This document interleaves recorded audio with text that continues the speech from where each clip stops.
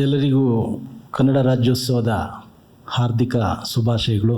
ಹಾಗೆಯೇ ನಿಮ್ಮ India for IAS academy 5 ವಸಂತಗಳನ್ನು ತುಂಬಿದೆ. ಅದರ ಒಂದು ನೆನಪು ಕೂಡ. ಇವತ್ತಿನ ಈ ಕಾರ್ಯಕ್ರಮದ ಅತ್ಯಂತ ವಿಶೇಷತೆ ಏನಂದರೆ, ಈ ಕಾರ್ಯಕ್ರಮಕ್ಕೆ ನಮ್ಮ ಜೊತೆ ಶ್ರೀಯುತ ರಾಘವೇಂದ್ರ ರಾವ್ ಸರ್ ಇದ್ದಾರೆ. ನಾನು ಡೆಲ್ಲಿನಲ್ಲಿದ್ದಾಗ ಬೆಂಗಳೂರಿನಲ್ಲಿ ರಾವ್ ಸರ್ ಒಂದು ಮಕ್ಕಳಿಗೆ ಮಾರ್ಗದರ್ಶನ ಮಾಡ್ತಾಯಿದ್ದಾರೆ, ಸಿವಿಲ್ ಸರ್ವಿಸ್ ಮಕ್ಕಳಿಗೆ ತರಬೇತಿ ಕೊಡ್ತಾಯಿದ್ದಾರೆ ಅಂತ ಕೇಳ್ಪಟ್ಟಿದ್ದೆ. ಸುಮಾರು 6-7 ವರ್ಷದಿಂದ ಅವ್ರನ್ನ ಏನಾದರೂ ಮಾಡಿ ಯಾವುದಾದ್ರೂ ನೆಪ ಮಾಡಿಕೊಂಡು ಭೇಟಿ ಮಾಡಬೇಕು ಅನ್ನುವಂಥ ಒಂದು ತವಕ ಇತ್ತು ನನಗೆ. ಕಾರಣಾಂತರಗಳಿಂದ ಅದು ಸಾಧ್ಯ ಆಗಿರಲಿಲ್ಲ. ಮೊನ್ನೆ ಪ್ರಶಾಂತ್ ಮತ್ತು ಸಂದೀಪ್ ಎಲ್ಲ ಸರ್ ನೋಡಬೇಕು, ಈಗ ಇಲ್ಲೇ ಬೆಂಗಳೂರಲ್ಲಿದ್ದಾರೆ, ಹೋಗಿದ್ದು ಬರ್ತೀವಿ ಸರ್ ಅಂತ. ನಾನು ಕಲಬುರಗಿನಲ್ಲಿದ್ದರಿಂದ ಅವ್ರನ್ನ ನೋಡಲಿಕ್ಕಾಗಲಿಲ್ಲ. ಇಬ್ಬರು ಕೂಡ ಸರ್ ಮನೆಗೆ ಹೋಗಿ, ಸರ್ ನಾವು ಈ ಥರ ಎಲ್ಲ ಮಾಡ್ತಾಯಿದ್ದೀವಿ, ನಿಮ್ಮ ಸಪೋರ್ಟ್ ಬೇಕು ಅಂತೇಳಿ. ಕಳೆದ 4-5 ದಶಕಗಳಲ್ಲಿ ಒಟ್ಟು ನಮ್ಮ ಕರ್ನಾಟಕಕ್ಕೆ ಸಂಬಂಧಪಟ್ಟ ಹಾಗೆ ಯಾರ್ಯಾರು ಸಿವಿಲ್ ಸರ್ವಿಸ್ ಪ್ರಿಪ್ರೇಷನ್ ಮಾಡಿದ್ದಾರೆ, ಈಗ ಆಲ್ರೆಡಿ ಸುಮಾರು 1000ಕ್ಕೂ ಹೆಚ್ಚು ಸಿವಿಲ್ ಸರ್ವೆಂಟ್ಸ್, ಈ ಇಬ್ಬರು ಮಹಾನುಭಾವರ ಒಂದು ಮಾರ್ಗದರ್ಶನ, ತರಬೇತಿ, ಅವರ ಒಂದು ಆಶೀರ್ವಾದದೊಂದಿಗೆ ಬೇರೆ ಬೇರೆ ಎಲ್ಲ ಕಡೆಯೂ ಕೂಡ ಸೇವೆ ಮಾಡ್ತಾಯಿದ್ದಾರೆ. ಈ ರಾಜ್ಯ ಆಗ್ಬೋದು, ಬೇರೆ ರಾಜ್ಯಗಳಾಗ್ಬೋದು, ಬೇರೆ ಬೇರೆ ದೇಶಗಳಲ್ಲಿ ಫಾರಿನ್ ಸರ್ವಿಸಲ್ಲಿ ಇರ್ತಕ್ಕಂಥವ್ರು ಇವತ್ತು ಸೇವೆ ಸಲ್ಲಿಸ್ತಾ ಇದ್ದಾರೆ. ಅಂಥ ಇಬ್ಬರು ಸೀನಿಯರ್ ಬ್ಯೂರೋಕ್ರಾಟ್ಸ್ ಜೊತೆಗೆ ಪ್ರತಿನಿತ್ಯ ಒಂದು ಹಂಬಲ, ನಾನು ತಿಳ್ಕೊಂಡಿರ್ತಕ್ಕಂಥದ್ದನ್ನು ನನ್ನ ಜ್ಞಾನ ಯುವಜನತೆಗೆ ಸಿಗಬೇಕು, ಅವರು ಕೂಡ ಸಿವಿಲ್ ಸರ್ವಿಸಿಗೆ ಬರಬೇಕು, ದೇಶ ಸೇವೆ ಮಾಡಬೇಕು, ಒಂದು ಒಳ್ಳೆಯ ಜೀವನವನ್ನು ಕಟ್ಕೊಳ್ಬೇಕು ಅನ್ನುವಂಥ ಒಂದು ತವಕವನ್ನು, ಸೇವಾ ಮನೋಭಾವನೆಯನ್ನು ಇಟ್ಕೊಂಡು ಇವತ್ತು ಕೂಡ ನಮ್ಮ ಕೇದಾರ್ ಸರ್ ಹೇಳಿದಾಗೆ 17 ವರ್ಷದ ಯುವಕರ ಥರ ನಿಮಗೆಲ್ಲ ಗೈಡ್ ಮಾಡ್ತಾಯಿದ್ದಾರೆ. ಆ ಕಾರಣದಿಂದ ಇವತ್ತಿನ ಈ ಕಾರ್ಯಕ್ರಮ ಬಹಳ ವಿಶೇಷ ಅನ್ನುವಂಥದ್ದು. ನಾನು ಈಗಾಗಲೇ ಹೇಳಿದಾಗೆ ಕರ್ನಾಟಕಕ್ಕೆ ಸಂಬಂಧಪಟ್ಟ ಹಾಗೆ ಇಷ್ಟೊಂದು ಸೀನಿಯರ್ ಆಫೀಸರ್ಸ್ ಇವತ್ತು ಕೂಡ ನಮ್ಮ ಕರ್ನಾಟಕದ ಸಂಖ್ಯೆ ಸಿವಿಲ್ ಸರ್ವಿಸಸ್ಗಳಲ್ಲಿ ಜಾಸ್ತಿ ಇರಬೇಕು. ನಮ್ಮ ಮಕ್ಕಳು ಯಾವಾಗ ಬೇರೆ ಬೇರೆ ಎಲೈಟ್ ಸರ್ವಿಸಸ್ಗೆ, ಉನ್ನತ ಹುದ್ದೆಗಳಿಗೆ ಹೋಗ್ತಾರೆ, ಆಗ ಕರ್ನಾಟಕದ ಧ್ವನಿ ಈ ಒಟ್ಟು ಒಕ್ಕೂಟ ವ್ಯವಸ್ಥೆಯಲ್ಲಿ ಗಟ್ಟಿ ಆಗ್ತದೆ ಎನ್ನುವಂಥದ್ದು ಅವರ ಪ್ರಬಲ ನಂಬಿಕೆ. ನಾವೆಲ್ಲ ಇಲ್ಲಿ ಅಕಾಡೆಮಿ ಪ್ರಾರಂಭ ಮಾಡುವ ಹೊತ್ತಿಗೆ ರಾಘವೇಂದ್ರ ರಾವ್ ಸರ್ ಆಲ್ರೆಡಿ ಅವರು ಇಲ್ಲಿ ಮಕ್ಕಳಿಗೆ ಮಾರ್ಗದರ್ಶನ ತರಬೇತಿಯನ್ನು ಮಾಡ್ತಾಯಿದ್ರು. ಆಮೇಲೆ ಕೇದಾರ್ ಸರ್ ರಿಟೈರ್ಡ್ ಆಗಿ ಬೆಂಗಳೂರಿಗೆ ಬಂದ ನಂತರ, ಇಲ್ಲ ನಮ್ಮ ಮಕ್ಕಳೆಲ್ಲ ಡೆಲ್ಲಿಗೆ ಹೋಗೋದು ಬೇಡ, ಸಿಕ್ಕಾಬಟ್ಟೆ ಖರ್ಚಾಗ್ತದೆ, ವೆದರ್ ಸರಿ ಇಲ್ಲ ಅಲ್ಲಿ, ಬಡಬಗ್ರ ಮಕ್ಕಳೆಲ್ಲ ಕಷ್ಟ ಸಿವಿಲ್ ಸರ್ವಿಸ್ ಮಾಡುವಂಥದ್ದು, ಶ್ರೀನಿವಾಸ್ ನಾವು ಡೆಲ್ಲಿ ಥರ ಬೆಂಗಳೂರನ್ನೇ ಹಬ್ ಮಾಡಬೇಕು ನಾವು ಅಂತ ಸರಿಗೆ ಮೊದಲಿಂದ ತುಡಿತ ಡೆಲ್ಲಿಲಿದ್ದಾಗಲೇ. ಯಾಕೆಂದರೆ ಡೆಲ್ಲಿಲಿದ್ದಾಗ ನಾವು ಅವರೆಲ್ಲ ನೋಡಿದ್ವಿ, ನಿಮ್ಮ ಸೀನಿಯರ್ಸ್ ಎಲ್ಲ ಭಾಳ ಕಷ್ಟ ಬಿದ್ದಿದ್ದಾರೆ, ವೆದರ್ ಜೊತೆ ಆಗ್ಬೋದು, ಎಕ್ಸ್ಪೆನ್ಸಸ್ಸು, ಊಟ, ಮತ್ತು ಅದು ಹೇಳಲಿಕ್ಕಾಗಲ್ಲ, ಅದರ ಮೆಂಟಲ್ ಎಗೋನಿ ಬೇರೆ ಥರ. ನಾವೆಲ್ಲ ಒಂದು ಬ್ಯಾಚಲ್ಲಿ ಒಂದು 20 ಜನ ಸೆಲೆಕ್ಟ್ ಆದರು ಅಂತ ಪ್ರಜಾವಾಣಿನಲ್ಲೋ ಎಲ್ಲೋ ಯೂಟ್ಯೂಬಲ್ಲೋ ನೋಡ್ಕೊಂಡು ಖುಷಿ ಪಡ್ತಾಯಿದ್ವಿ. ಆದರೆ ಸೆಲೆಕ್ಟ್ ಆಗದೆ ಸಾವಿರಾರು ಮಂದಿ ಟ್ರೈನ್ ಹತ್ಕೊಂಡು ವಾಪಸ್ ಬೆಂಗಳೂರು ಬಂದಾಗ ಅವರ ಮನೆಯವರ ಮನಸ್ಥಿತಿ, ಅವ್ರ ಮನಸ್ಥಿತಿ ಹೇಗಿರ್ತದೆ ಅನ್ನುವಂಥದ್ದನ್ನು ನಾನು ಭಾಳ ಹತ್ತಿರದಿಂದ ನೋಡಿದ್ದೀನಿ. ಆ ಕಾರಣದಿಂದ ನಮ್ಮ ಮಕ್ಕಳು ನಮ್ಮದೇ ಒಂದು ಒಳ್ಳೆಯ ವಾತಾವರಣದಲ್ಲಿ, ಕಡಿಮೆ ಶುಲ್ಕದಲ್ಲಿ, ಇಷ್ಟೊಂದು ಜನ 5-6 ಸಾವಿರ ಜನ ಡೆಲ್ಲಿಗೆ ಹೋಗೋದಕ್ಕಿಂತ ಒಂದು 20 ಜನ ಫ್ಯಾಕಲ್ಟಿ ಇಲ್ಲಿಗೆ ಕರೆಸಿದ್ರಾಯ್ತು ಅಂಥೇಳಿ ನಾವು ಮತ್ತು ಬೇರೆ ಬೇರೆ ಇನ್ಸ್ಟಿಟ್ಯೂಟ್ನ ಎಲ್ಲ ಸಹಪಾಠಿಗಳೆಲ್ಲ ಸೇರಿಕೊಂಡು ಚಂದ್ರ ಲೇಔಟೇ ಹಬ್ಬ ಆಗಬೇಕು ಅಂತ. ಇವತ್ತು ನಿಮ್ಮ ಚಂದ್ರ ಲೇಔಟ್ನಲ್ಲಿ ಸುಮಾರು 200ಕ್ಕೂ ಹೆಚ್ಚು ಲೈಬ್ರರಿ ಇದೆ, ಪಿ ಜಿಗಳಿದೆ, ಒಳ್ಳೊಳ್ಳೆ ಇನ್ಸ್ಟಿಟ್ಯೂಟ್ಸ್ಗಳಿದೆ ನಿಮ್ಮದು. ಎಲ್ಲೋ ಒಂದು ಕಡೆ ಹೋಗಿ ಎಸ್ಸೆ ಬರೀತೀರಿ, ಇನ್ನೊಂದು ಕಡೆ ಆಪ್ಷನಲ್ ತೊಗೋತೀರಿ, ಇನ್ನೊಂದು ಕಡೆ ಕ್ಲಾಸ್ ರೂಮ್ ಪ್ರೋಗ್ರಾಮ್ ತೊಗೋತೀರಿ, ಇನ್ನೆಲ್ಲ ಒಂದು ಕಡೆ ಮೆಂಟರ್ಶಿಪ್ ಸಿಗ್ತದೆ ನಿಮಗೆ. ಎಲ್ಲ ಒಂದೇ ಬಾಕ್ಸಲ್ಲಿ ನಿಮಗೆ ಒಂದು ಸರ್ವಿಸ್ ಸಿಗ್ತಾಯಿದೆ ನಿಮಗೆ. ಯಾಕೆ ಇದನ್ನು ನಿಮಗೆ ನಾನು ಹೇಳ್ತಾ ಇದ್ದೀನಿ ಇವತ್ತು ಅಂದರೆ, ಇಂಡಿಯಾ ಫಾರ್ IAS ಹುಟ್ಟಿಕೊಂಡಂತಹ ಮೂಲ ಕಾರಣ ಇದು.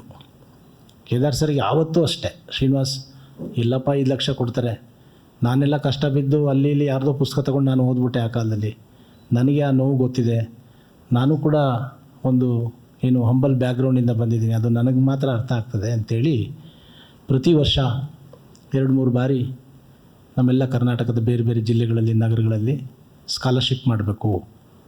ಬಡಬಗರ ಮಕ್ಕಳು ಸಿವಿಲ್ ಸರ್ವಿಸಿಂದ ವಂಚಿತರಾಗಬಾರ್ದು, ಅವರು ಕನಸು ಕಟ್ಕೊಡ್ಲಿಕ್ಕೆ ನಾವು ಸಹಾಯ ಮಾಡಬೇಕು ಅಂತೇಳಿ ಪ್ರತಿ ವರ್ಷ ನಾವು 2-3 ಬಾರಿ ಸ್ಕಾಲರ್ಶಿಪ್ ಟೆಸ್ಟ್ ಕಂಡಕ್ಟ್ ಮಾಡ್ತೀವಿ ಎಲ್ಲ ಮೆಗಾ ಸಿಟೀಸ್ಗಳಲ್ಲಿ ಹೋಗಿ ಆಯಾ ಜಿಲ್ಲೆಗಳ ಹತ್ತಿರದಲ್ಲಿ. ಯಾಕೆ ಅಂದರೆ ನೀವು 6-7 ಲಕ್ಷ ಖರ್ಚು ಮಾಡ್ಕೊಂಡು ಡೆಲ್ಲಿಗೆ ಹೋಗಿದಂಥ ಸಂದರ್ಭದಲ್ಲಿ ಇವತ್ತು ಅದನ್ನು ನಾವು ಏನು ಮಕ್ಕಳಿಗೆ ಒಂದೇನೋ ಒಂದು ರೆಂಟ್ ಕೊಡಬೇಕು, ಒಂದಷ್ಟು ಫ್ಯಾಕಲ್ಟಿಗೆ ದುಡ್ಡು ಕೊಡಬೇಕು, ಅಷ್ಟಕ್ಕೆ ಮಾತ್ರ ಫೀಸನ್ನು ಇಟ್ಕೊಂಡು ನೀವೆಲ್ಲ ಒಂದು ನರ್ಸರಿಗಿಂತೂ ಭಾಳ ಕಡಿಮೆ ಫೀಸಲ್ಲಿ ನೀವೊಂದು ಮಾರ್ಗದರ್ಶನ, ಒಂದು ತರಬೇತಿ ಪಡ್ಕೋಬೇಕು ಅನ್ನುವಂಥದ್ದು ನಮ್ಮ ಅಭಿಲಾಷೆ. ಆ ನಿಟ್ಟಿನಲ್ಲೇ ಇವತ್ತು ಇಂಡಿಯಾ ಫಾರ್ IAS ಈ ನೆಲದಲ್ಲಿ ಉಟ್ಕೊಂಡು ಕೆಲಸ ಮಾಡ್ತಾಯಿದೆ. ಅಕಾಡೆಮಿ ಮಧ್ಯೆ ನಾವು ನಿಮ್ಮನ್ನು ಕೇಳ್ತಿರ್ತೀವಿ, ಏನಾದರೂ ಫೀಡ್ಬ್ಯಾಕ್ ಇದ್ದರೆ ಕೊಡಿ. ಎಲ್ಲೂ ನಾವು ಪರ್ಫೆಕ್ಷನನ್ನು ಹುಡ್ಲಿಕ್ಕೆ ಸಾಧ್ಯ ಇಲ್ಲ, ಪರಿಪೂರ್ಣತೆ ಸೂರ್ಯನ ಕೆಳಗಡೆ ಕಷ್ಟ. ಆದರೂ ಕೂಡ ನಿಮ್ಮ ಫೀಡ್ಬ್ಯಾಕ್ ಮೇಲೆ ನಮ್ಮ ತಪ್ಪುಗಳನ್ನು ತಿದ್ದುಕೊಂಡು ಇದನ್ನು ನಿಮ್ಮ ಸಂಸ್ಥೆಯಾಗಿ ಕಟ್ಟಬೇಕು, ನೀವೆಲ್ಲ ಒಂದು ಒಳ್ಳೆಯ ಹುದ್ದೆಗೆ ಹೋಗಬೇಕು, ಒಳ್ಳೆಯ ಜೀವನ ಕಟ್ಕೋಬೇಕು ಅನ್ನುವಂಥದ್ದು ಯಾವತ್ತೂ ಕೂಡ ಇಂಡಿಯಾ ಫಾರ್ IAS ಅಕಾಡೆಮಿಯ ಅಭಿಲಾಷೆ ಆಗಿರ್ತದೆ. ಆ ನಿಟ್ಟಿನಲ್ಲಿ ಇವತ್ತು ಮುಂದಿನ ದಿನಗಳಲ್ಲಿ ರಾಘವೇಂದ್ರ ರಾವ್ ಸರ್ ನಿಮ್ಮೊಡನೆ ಅವರು ಇರ್ತಾರೆ. ಅವರ ಒಂದು ಶ್ರೀಮಂತ ಅನುಭವ ಬಹಳ ದೊಡ್ಡದು. ಇಬ್ಬರು ಮಹಾನುಭಾವರು ಒಂದು ದಿನ ಅಲ್ಲ, ಬೆಳಗ್ಗೆ 8 ಗಂಟೆಗೆ ಎದ್ದರೆ ವಿದ್ಯಾರ್ಥಿ ಅವರಿಬ್ಬರು ಕೂಡ. ಇವತ್ತು ಕೂಡ ಅವರಿಬ್ಬರು ಸಿವಿಲ್ ಸರ್ವಿಸ್ ಆಸ್ಪಿರೆಂಟ್ಸೇ. ಎಲ್ಲ ನಮ್ಮ ರಿಕ್ರೂಟಿಂಗ್ ಏಜೆನ್ಸೀಸ್, UPSC ಬೇರೆ ಬೇರೆ ಏಜೆನ್ಸೀಸ್ ಏನಿದೆ, ಏನೆಲ್ಲ ಡೈನಾಮಿಕ್, ಈ ವರ್ಷ ಇದ್ದಂಗೆ ಇನ್ನೊಂದು ವರ್ಷ ಇರಲ್ಲ, ಯಾವ ರೀತಿ ಚೇಂಜ್ ಆಗ್ತಾಯಿದೆ, ಕ್ವಶನ್ಸ್ಗಳೆಲ್ಲನ್ನು ಓದ್ಕೊಂಡು ಮಕ್ಕಳ ಜೊತೆ ಮಕ್ಕಳಾಗೇ ಇರಬೇಕು ಅಂತ ಬಯಸ್ತಕ್ಕಂತಹ ಬಹಳ ವಿಶೇಷ ವ್ಯಕ್ತಿಗಳು ಅವರು ಇವತ್ತು ನಮ್ಮೊಡನೆ ಇರ್ತಕ್ಕಂಥದ್ದು ನಮ್ಮ ಒಂದು ಏನು ಸೌಭಾಗ್ಯ ಅನ್ನುವಂಥದ್ದು. ಅವರನ್ನು ಇವತ್ತು ಈ ಒಂದು ಕಾರ್ಯಕ್ರಮಕ್ಕೆ ನಿಮ್ಮೆಲ್ಲರ ಪರವಾಗಿ, ನಮ್ಮ ಒಟ್ಟು ಇಂಡಿಯಾ ಫಾರ್ IAS ತಂಡದ ಪರವಾಗಿ ನಾನು ಹೃತ್ಪೂರ್ವಕವಾಗಿ ಅವರನ್ನು ಸ್ವಾಗತಿಸ್ತೇನೆ. ಹಾಗೆಯೇ ಈ ಸಂಸ್ಥೆಯ ನಮ್ಮ ಕೋಫೌಂಡರ್ ಆಗಿರ್ತಕ್ಕಂತಹ ಶ್ರೀಯುತ ಡಾಕ್ಟರ್ GN ಶ್ರೀಕಂಠಯ್ಯ ಅವರು, ಫಾರ್ಮರ್ IFS ಆಫೀಸರು, ಅವರು ಕೂಡ ಇವತ್ತು ಬರಬೇಕಾಗಿತ್ತು. ಅವರಿಗೆ ಬೇರೆ ಗುರುತರವಾಗಿರ್ತಕ್ಕಂಥ ಜವಾಬ್ದಾರಿ ಇರೋದರಿಂದ ಅವರು ಬರಲಿಕ್ಕಾಗಲಿಲ್ಲ. ನಮ್ಮ ನವೀನ್ ಅವರು ಮತ್ತೊಬ್ಬರು ಕೋಫೌಂಡರ್ ಇದ್ದಾರೆ. ಅದೇ ರೀತಿ ಮಿಸ್ಟರ್ ನಯನ್ ಕುಮಾರ್ ಕೂಡ ಕೋಫೌಂಡರ್. ಇವತ್ತು ಈ ಕಾರ್ಯಕ್ರಮಕ್ಕೆ ಬರಬೇಕಾಗಿತ್ತು, ಬೇರೆ ಬೇರೆ ಕಾರ್ಯಕ್ರಮ ಇದ್ದುದರಿಂದ ಅವ್ರು ಬರಲಿಕ್ಕಾಗಲಿಲ್ಲ. ಮುಂದೆ ಒಂದು ದಿನ ಒಂದು ಒಳ್ಳೆಯ ಕಾರ್ಯಕ್ರಮ ಮಾಡ್ತೀವಿ, ಅವತ್ತೆಲ್ಲ ಸೇರಿಕೊಳ್ಳೋಣ. ಇನ್ನೊಂದು ವಿಚಾರ ನಾನು ಹೇಳಿ ನನ್ನ 2 ನುಡಿಗಳನ್ನು ಮುಕ್ತಾಯ ಮಾಡ್ತೀನಿ. ಕೇದಾರ್ ಸರ್ ನಾವು ಡೆಲ್ಲಿಲಿದ್ದಾಗ ಕನ್ನಡ, ಎನಿಥಿಂಗ್ ಕನ್ನಡ, ಎಲ್ಲೇ ಇದ್ದರೂ ಕನ್ನಡದವರು, ಪೂಸಾದಲ್ಲಿರಲಿ, ಜನಕ್ಪುರಿನಲ್ಲಿರಲಿ, RK ಪುರಮಲ್ಲಿರಲಿ, ಎಲ್ಲಿದ್ದರೂ ಸಾಹೇಬರು ಎಲ್ಲರೂ ಒಂದು ಕಡೆ ಅಸೆಂಬಲ್ ಮಾಡಿಸ್ತಾಯಿದ್ರು. ಪ್ರತಿ ಭಾನುವಾರ ಸಾಟರ್ಡೆ ಬಂತು ಅಂದರೆ ಸರ್ ಕ್ಯಾಬಿನೆಟಲ್ಲಿ ಸೆಕ್ರೆಟ್ರೇಟ್ ಇದ್ದಾಗ ಅವ್ರು ಕನ್ನಡ ಕಲ್ಚರ್ ಸೆಕ್ರೆಟ್ರಿ ಕೂಡ ಇದ್ದರು. ಎಲ್ಲ ಪ್ರತಿನಿತ್ಯ ಕರ್ನಾಟಕ ಸಂಘದಲ್ಲಿ ಒಳ್ಳೊಳ್ಳೆ ನಮ್ಮ ಕನ್ನಡ ನಾಡಿನ ಸಾಹಿತಿಗಳು, ಬರಹಗಾರರು, ಕವಿಗಳು, ನೃತ್ಯ ಮಾಡ್ತಕ್ಕಂಥವ್ರು, ಒಳ್ಳೆ ಫೇಮಸ್ ಹಾಡುಗಾರರು ಎಲ್ಲರನ್ನ ಕರೆಸ್ತಕ್ಕಂಥದ್ದು. ಒಟ್ಟು ನಮ್ಮ ಡೆಲ್ಲಿನಲ್ಲಿ ಒಂದು 5,000-6 ಸಾವಿರ ಜನ ಕನ್ನಡಿಗರಿದ್ದರು. ಪ್ರತಿನಿತ್ಯ ಅವರು ತಮ್ಮ ಪ್ರತಿನಿತ್ಯದ ಕರ್ತವ್ಯದ ಜೊತೆ ಯಾವತ್ತೂ ಕೂಡ ಅಲ್ಲೇ ಒಂದು ಮಿನಿ ಕರ್ನಾಟಕವನ್ನು ಸೃಷ್ಟಿ ಮಾಡಿಕೊಂಡು ನಾಡು ನುಡಿಗಾಗಿ ಅಲ್ಲೇ ಕೂತ್ಕೊಂಡು ಸಾಕಷ್ಟು ಕೆಲಸ ಮಾಡಿದ್ದಾರೆ. ಸರ್ ಒಮ್ಮೆ ಹೇಳ್ತಾಯಿದ್ರು, ಶ್ರೀನಿವಾಸ್, ನಾನು ಕ್ಯಾಬಿನೆಟಲ್ಲಿ ಸೆಕ್ರೆಟ್ರೇಟಲ್ಲಿ ಇರೋದ್ರಿಂದ ನಾನು ಕರ್ನಾಟಕಕ್ಕೆ ಯಾವುದಾದ್ರೂ ಇಲ್ಲಿಂದ ಸಹಾಯ ಆಗ್ತದ ಅಂಥೇಳಿ ಪ್ರತಿನಿತ್ಯ ಯಾವುದೇ ಫೈಲ್ ಬಂದರೂ ನನ್ನ ಸ್ಟೇಟ್ಗೆ ಏನಾದರೂ ಫಸ್ಟ್ ಬರಬೇಕು ಅಂತೇಳಿ ನನ್ನ ಮನಸ್ಸು ತುಡಿತದೆ ಅಂತ. ಹಾಗಾಗಿ ಆ ರೀತಿ ಕನ್ನಡ ನಾಡು ನುಡಿ ಬಗ್ಗೆ ಅಭಿಮಾನ ಇರ್ತಕ್ಕಂಥ ಇಬ್ಬರು ಮಹನೀಯರಿದ್ದಾರೆ. ಇನ್ನೊಂದೆರಡು ವಿಚಾರ, ಎಲ್ಲಿಯವರೆಗೆ ನಾವು ನಮ್ಮ ಮಾತೃಭಾಷೆಯನ್ನು ಉಳಿಸ್ಕೊಂಡು ಬಳಸ್ಕೊಂಡು ಬೆಳೆಸ್ಕೊಂಡು ಹೋಗೋದಿಲ್ವೋ ಅದ್ರ ಜೊತೆಗೆ ನಮ್ಮ ಸಂಸ್ಕೃತಿನೂ ಹೋಗ್ಬಿಡುತ್ತೆ ಅನ್ನುವಂಥದ್ದು. ಭಾಷೆ ಮತ್ತು ಸಂಸ್ಕೃತಿ ಒಂದೇ ನಾಣ್ಯದ ಎರಡು ಮುಖಗಳು. ಈಗ ನನ್ನ ಇಬ್ಬರು ಮಕ್ಕಳೆಲ್ಲ ಡೆಲ್ಲಿನಲ್ಲಿ ಓದ್ತಾಯಿದ್ರು. ಅವರು ಆಮೇಲೆ 8ನೇ ಕ್ಲಾಸ್ ನಂತರ ಅವ್ರನ್ನ ಅಲ್ಲಿಂದ ಬಿಡಿಸ್ಕೊಂಡು ಇಲ್ಲೇ ರಾಮಕೃಷ್ಣ ಆಶ್ರಮ ಬೇರೆ ಕಡೆ ತಂದಾಗ್ತದೆ, ಜಸ್ಟ್ ಬಿಕಾಸ್ ಆಫ್ ಕನ್ನಡ. ಒಂದು ಬಾರಿ ಭಾಷೆ ಕಳ್ಕೊಂಡ್ರೆ ನಮ್ಮ ಮಕ್ಕಳಿಗೆ ಜನ್ರೇಷನ್ ಗ್ಯಾಪ್ ಆಗ್ತದೆ. ನಮ್ಮ ಭಾಷೆಯಲ್ಲಿರ್ತಕ್ಕಂಥ ಶ್ರೀಮಂತ ಸಾಹಿತ್ಯ ನಮ್ಮ ಮಕ್ಕಳು ಓದಬೇಕು, ಒಳ್ಳೆ ಶ್ರೀಮಂತವಾಗಿರ್ತಕ್ಕಂಥ ನಾಡು ನಮ್ಮದು, ಇಲ್ಲೇ ಬೆಳಿಬೇಕು ನನ್ನ ಮಕ್ಕಳು ಅನ್ನುವಂಥದ್ದು ನನಗೂ ಕೂಡ ಯಾವತ್ತೂ ಉತ್ಕಟತೆ ಇತ್ತು. ಹಾಗಾಗಿ ನೀವು ಭಾಷೆಯನ್ನು, ಬೇರೆ ಭಾಷೆಗಳನ್ನು ಕಲಿತಾ ಆ ಭಾಷೆಯಿಂದ ಇರ್ತಕ್ಕಂಥ ಶ್ರೀಮಂತಿಕೆಯನ್ನು ನಮ್ಮ ಭಾಷೆಗೆ ತಂದುಕೊಳ್ತಾ ನಮ್ಮ ಭಾಷೆಯನ್ನು ಮತ್ತು ಶ್ರೀಮಂತ ಮಾಡಬೇಕು. ಅದೇ ರೀತಿ ನೀವೆಲ್ಲ ಪ್ರತಿನಿತ್ಯ ಕನ್ನಡ ಬಳಸಿ, ತಪ್ಪೇನಿಲ್ಲ. ನಿಮ್ಮ ಭಾಷೆ ಇನ್ ಆಲ್ ರೆಸ್ಪೆಕ್ಟ್, ಎಲ್ಲ ದೃಷ್ಟಿಕೋನದಿಂದ ತಾರ್ಕಿಕವಾಗಿ, ವೈಜ್ಞಾನಿಕವಾಗಿ, ವ್ಯಾಕರಣಬದ್ಧವಾಗಿ ಇರ್ತಕ್ಕಂತಹ ಪ್ರಪಂಚದ ಅತ್ಯಂತ ಹಳೆಯ ಭಾಷೆ, ಶ್ರೀಮಂತ ಭಾಷೆ ನಿಮ್ಮ. ಅದ್ರ ಬಗ್ಗೆ ನಿಮಗೆ ಯಾವತ್ತೂ ಅಭಿಮಾನ ಇರಲಿ. ಇವತ್ತು ನವಂಬರ್ ತಿಂಗಳಲ್ಲಿ ನಾವೆಲ್ಲ ಇದ್ದೀವಿ. ಕರ್ನಾಟಕದ ಏಕೀಕರಣಕ್ಕಾಗಿ ಸಾಕಷ್ಟು ಮಹಾನ್ ಭಾವರು ಕೆಲಸ ಮಾಡಿದ್ದಾರೆ. ಅದೆಲ್ಲ ನೀವು ಓದ್ತಿರ್ತೀನಿ, ನಿಮಗೆಲ್ಲ ಗೊತ್ತಿದೆ, ವಿದ್ಯಾವಂತರಿದ್ದೀರಿ. ಅದನ್ನೆಲ್ಲ ಹೇಳಲಿಕ್ಕೆ ಹೋಗಲ್ಲ ಇವತ್ತು. ಅವರೆಲ್ಲರನ್ನೂ ಕೂಡ ಈ ಒಂದು ಸಂದರ್ಭದಲ್ಲಿ ನಾನು ಸ್ಮರಿಸ್ತಾ, ಯಾಕೆಂದರೆ ನಾನು ನಿನ್ನೆ ಕಲಬುರ್ಗಿನಲ್ಲಿದ್ದೆ. ನಾನು ಅಲ್ಲೇ DC ಭೇಟಿ ಮಾಡೋಕ್ಕೆ ಹೋಗುವಾಗ ಒಂದು ಸರ್ಕಲಲ್ಲಿ ಒಂದು ಸ್ಟ್ಯಾಚ್ಯೂ ಇತ್ತು. ನಾನು ನಮ್ಮ ಡ್ರೈವರ್ ಕೇಳಿದೆ, ಇದು ಯಾವುದಪ್ಪ ಸ್ಟ್ಯಾಚ್ಯೂ ಅಂತೇಳಿ. ಸರ್, ಇದು ಸರ್ದಾರ್ ವಲ್ಲಭಾಯ್ ಪಟೇಲ್ ಅವ್ರ ಸ್ಟ್ಯಾಚ್ಯೂ ಅಂತ.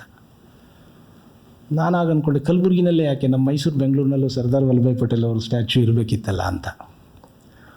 ಆಗ ಗೊತ್ತಾಯಿತು ನನಗೆ, ನಾವು 1956 1956ರಲ್ಲಿ ಏನು ರಾಜ್ಯಗಳ ಭಾಷಾ ಆಧಾರದ ಮೇಲೆ ರಾಜ್ಯಗಳ ವಿಂಗಡಣೆ ಆಯಿತು. ಹೈದರಾಬಾದ್ ನಿಜಾಮ್ ಅವರ ಏನದು ಒಂದು ನಿಯಂತ್ರಣದಲ್ಲಿತ್ತಿದ್ದು, ಅದನ್ನು ವಿಮೋಚನೆಗೊಳಿಸಿದಂತಹ ಒಂದು ಸ್ಮರಣಾರ್ಥವಾಗಿ ಅವರು ಸ್ಟ್ಯಾಚ್ಯೂ ಹಾಕಿದ್ದಾರೆ ಅನ್ನುವಂಥದ್ದು. ಸೊ ಹಾಗಾಗಿ ಈ ಥರದ್ದೆಲ್ಲ ಮಹನೀಯರ ಕೊಡುಗೆ ಇದೆ. ಇವತ್ತೊಂದು ಸುಂದರವಾಗಿರ್ತಕ್ಕಂಥ ಕನ್ನಡ ನಾಡು ನಮ್ಮೆಲ್ಲ ಹಿರಿಕರು ಕಟ್ಟಿಕೊಟ್ಟಿದ್ದಾರೆ.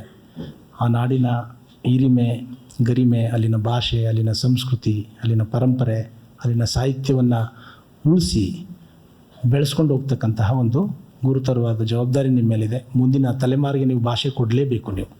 ನಿಮ್ಮ ಮಕ್ಕಳಿಗೆ ಭಾಷೆ ಒಮ್ಮೆ ಏನಾದರೂ ಅವರು ವಂಚಿತ ಆದರೆ ನಿಮ್ಮ ಮಾತೃಭಾಷೆಯಿಂದ, ಜೊತೆಯಲ್ಲಿ ನಿಮ್ಮ ಎಲ್ಲ ಹಬ್ಬ ಹರಿದಿನ, ಸಂಸ್ಕೃತಿ, ಪರಂಪರೆ ಏನು ಒಟ್ಟು ಅದ್ರ ಜೊತೆಗೆ ಬೆರೆತಿದೆ, ಅದೆಲ್ಲವೂ ಕೂಡ ಆ ಭಾಷೆ ನಾಶ ಆಗೋದ್ರ ಜೊತೆಗೆ ಅದು ನಾಶ ಆಗ್ತದೆ ಅನ್ನೋದು. ಹಾಗಾಗಿ ಭಾಷೆ ಮತ್ತು ಸಂಸ್ಕೃತಿ ಎರಡೂ ಕೂಡ ಒಂದೇ ನಾಣ್ಯದ ಎರಡು ಮುಖಗಳು. ಅದನ್ನು ಬೆಳೆಸ್ಕೊಂಡು ಹೋಗಿ.